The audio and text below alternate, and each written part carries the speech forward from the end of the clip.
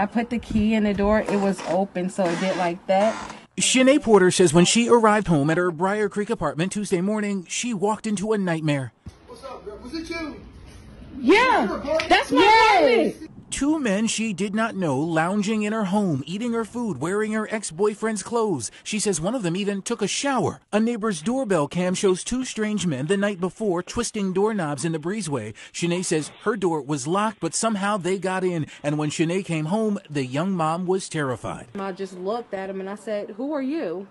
And he started coming towards me, and I hurried up and closed the door. I didn't know what to think, what to say. I was so speechless.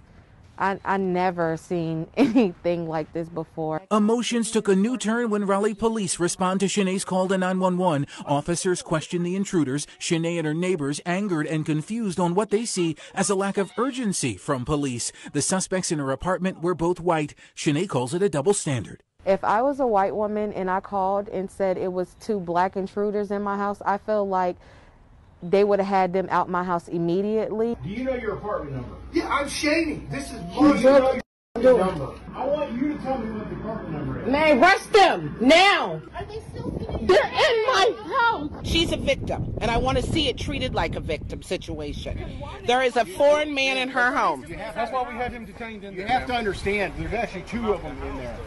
Get them detained outside. You can be detained outside. At this point in time, what's safest for us and every single person out there is to deal with them in that situation, detain them, and then bring them out afterwards. I called you for help, and you go talk to them like they're, you know, like good people. Like they just broke into my house. I don't even feel safe with calling the police anymore because it's like you never know. So 35-year-old Charles Mary and 45-year-old Brian Capel were both eventually arrested, each man charged with breaking and entering. They remain in the Wake County Jail tonight. We did ask RPD about Shanae's allegation that her case was treated differently because of the race of the suspects. We didn't hear back about that aspect of the case.